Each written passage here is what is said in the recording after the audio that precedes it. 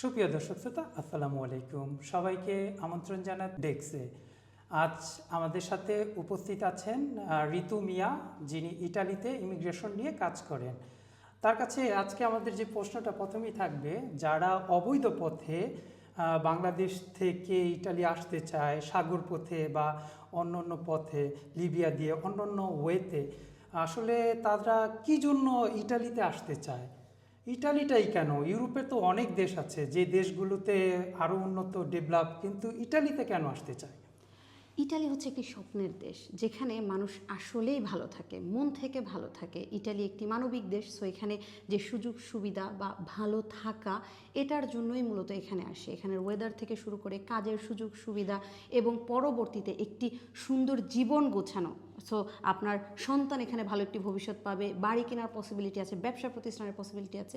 So এক কথায় এখানে মানুষ বড় হতে পারবে। এই ইটালিতে আসার সময় যখনই দেখা যাচ্ছে যে তারা বিভিন্ন বাধার সম্মুখীন হয়, যখন ইটালি বর্ডারে ঢুকতে চায়, তখন তাদের পরিস্থিতি অনেক সময় দেখা যায় তারা পুলিশের কাছে ধরা খায়, কিংবা অন্য অন্য ওয়েতে তারা পুলিশের সাথে তাদের দেখা হয়।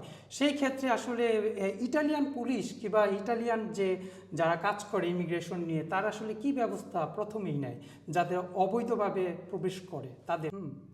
সর্বপ্রথমে আমি বলবো যে আমি কখনোই সাপোর্ট করি না ইটালিতে কেউ ইলিগ্যালভাবে এন্ট্রি করুক, কারণ এই জীবনটা আসলে খুব কঠিন। যদি সম্ভব হয় লিগ্যাল পথে আসা উচিত, কারণ ইটালিয়ান সরকার বহু বছর যাবৎ চেষ্টা করছে ইটালিতে যারা ইলিগ্যালভাবে আসে এই ইললেগালিতাটা কমানো এবং ফ্লুসির মাধ্যমে লিগ্যাল পথে যেন মানুষকে ইটালিতে প্রবেশ করানো যায়। এই নতুন একটি আইন 12 জুলাই যে আইনটা পাশ হয়েছে, এই আইনে যারা অবৈধ আছেন তাদের ব্যাপারে কোনো নির্দেশনা দেওয়া হয়েছে? আলোরা, সর্বপ্রথমে 2023 সালে, এরপরে 2024 সালে এবং এরপরে প্রতিনিয়ত সরকারিভাবে ইটালিয়ান রাষ্ট্রীয় আইনগুলো কঠিন হচ্ছে। বাট এই 2026 সালে আমরা জানি যে পুরো ইউরোপিয়ান একটি আইন পাশ হয়েছে। তার মানে পুরো ইউরোপের ভিতরে যদি কোনো বর্ডারে কেউ আটকে যায়, তাহলে ইনস্ট্যান্টলি তাকে প্রবেশ করতে দেয়া হবে না। তার একটি কাইন্ড অফ কমিশন, মানে সে কেন ইটালিতে আসতে চায় সেটার প্রশ্নের উত্তরটি নিয়ে ডিসাইড করা হবে সে কি আসতে পারবে কি পারবে না। যদি সে প্রবেশ করতে না পারে, তাহলে সেই ক্ষেত্রে ইটালিয়ান গভর্নমেন্ট আসলে কি পদক্ষেপ নেবে?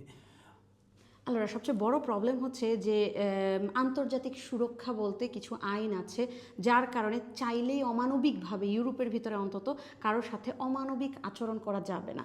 যদিও ইটালিতে আমরা জানি ডানপন্থী বামপন্থী আছে, যাদের টার্গেট হচ্ছে, কেউ বলে আমরা বিদেশিদের ছাড়া থাকবো কিভাবে, চলবো কিভাবে। ইটালিতে তো আসলে জন্মের হার খুবই কম।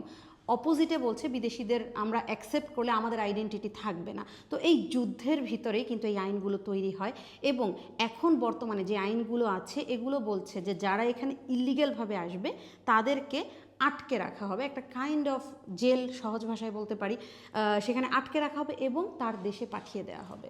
দেশে পাঠিয়ে যারা ওই আইনে ইটালিতে প্রবেশ করবে, তাদের ক্ষেত্রে কি কোনো ধরনের আইন কানুন তখন থেকেই ব্যবস্থা করা যাবে? তারা কি কাজ করতে পারবে, না শুধুই জেলখানায় থাকবে?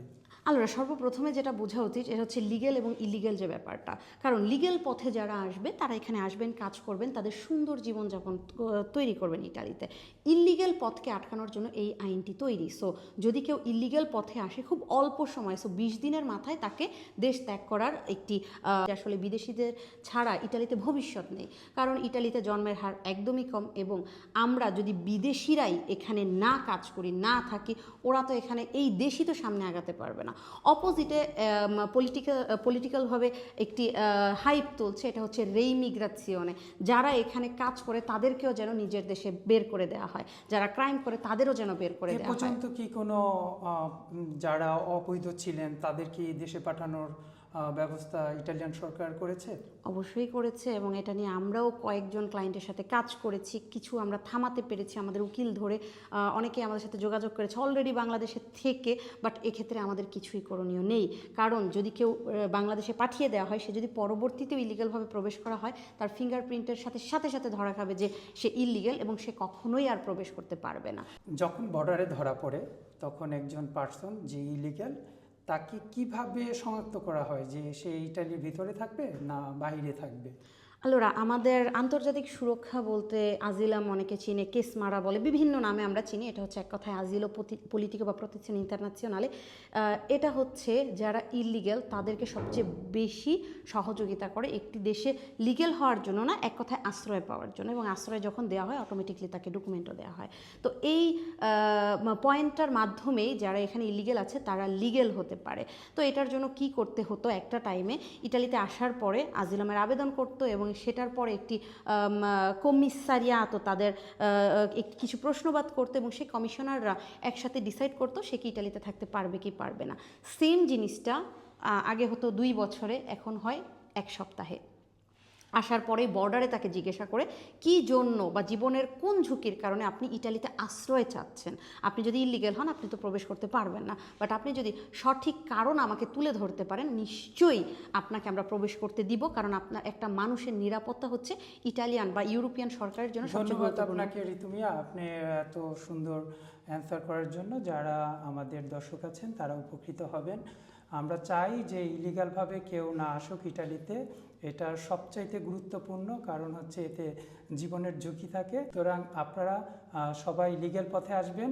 ঋতু মিয়া আমাদের সাথে এতক্ষণ মূল্যবান সময় দেওয়ার জন্য তাকে অসংখ্য ধন্যবাদ।